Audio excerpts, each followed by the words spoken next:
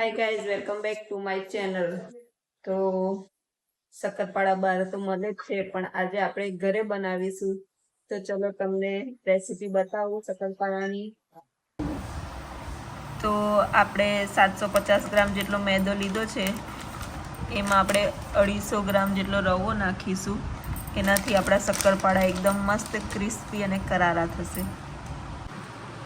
તો શક્કરપારાનો લોટ આપણે મીઠો બાંધવાનો હોય છે, એટલે આપણે એને ખાંડનું પાણી બનાવવાનું. 1 ગ્લાસ પાણી અને 1 વાડકી ખાંડથી આપણે એનું પાણી ઓગાળી દઈશું. હવે એમાં આપણે ઇલાયચી નાખીશું, થોડી વાટીને નાખી છે. હવે એને મિક્સ કરી દઈશું. આપણે હવે એમાં ઘીનું મોણ નાખીશું. આમાં તમે તેલ પણ નાખી શકો છો. ઘીને મેલ્ટ કરીને નાખેલું છે એટલે તેલ જેવું દેખાય છે.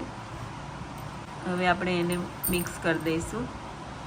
આપણે મોણ પરફેક્ટ છે કે નહીં એને આવી રીતે ટ્રાય કરવાનું. આવી રીતે હાથમાં લઈને આવું ભાંગી જવું જોઈએ, એટલે આપણે મોવણ પરફેક્ટ થઈ ગયું છે. જે ખાંડનું પાણી બનાવ્યું હતું એનાથી આપણે લોટ બાંધવાનો છે. થોડું ગાળી લીધું છે, કદાચ ખાંડમાં કંઈ આવતું હોય એના લીધે.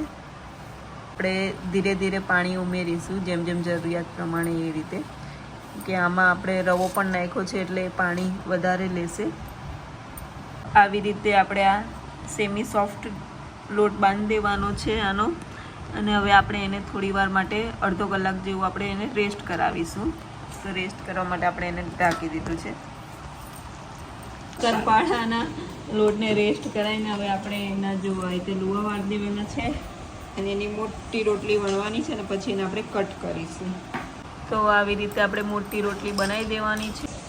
તો શક્કરપારાનો નાનો શેપ આપવાનો પણ આનાથી ખબર નહીં શેપ જ નહીં રહેતો. બહુ નાના નાના આવતા નહીં મને.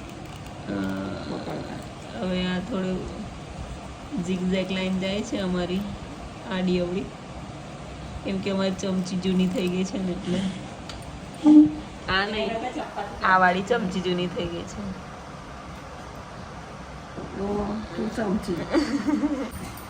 તો શક્કરપારાને આપણે આવી રીતે ડાયમંડ શેપમાં કટ કરી લેવાના છે.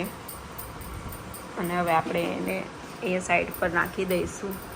શક્કરપારાને આપણે આવી રીતે ડીશમાં લઈ લીધા છે. હવે આને આપણે ફ્રાય કરીશું. તો આપણે ચેક કરીશું કે તેલ ગરમ થઈ ગયું છે કે નહીં. હવે આપણે બધા શક્કરપારા એમાં નાખીશું. જો આને અલગ અલગ નાખવાની જરૂર નહીં, આપણે એમ જ આપણે નાખીએ ને એટલે છૂટા જ થઈ જાય એની મેં તે છે ને.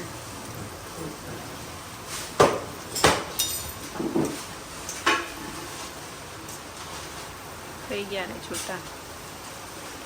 બસ હવે થોડા ગોલ્ડન બ્રાઉન થાય ત્યાં સુધી આપણે એને ફ્રાય કરીશું.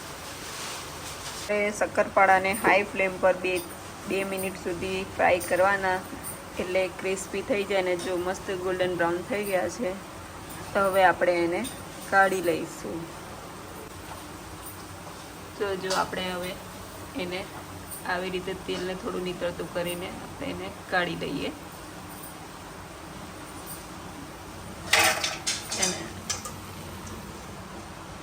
તો બસ એ રીતે જ આપણે બીજા બધા શક્કરપારા બી હવે તળી લઈશું. તો અહીંયા તૈયાર થઈ ગયા છે આપણા શક્કરપારા. જો છે ને એકદમ મસ્ત ના દેખાય છે ને, એકદમ ક્રિસ્પી છે.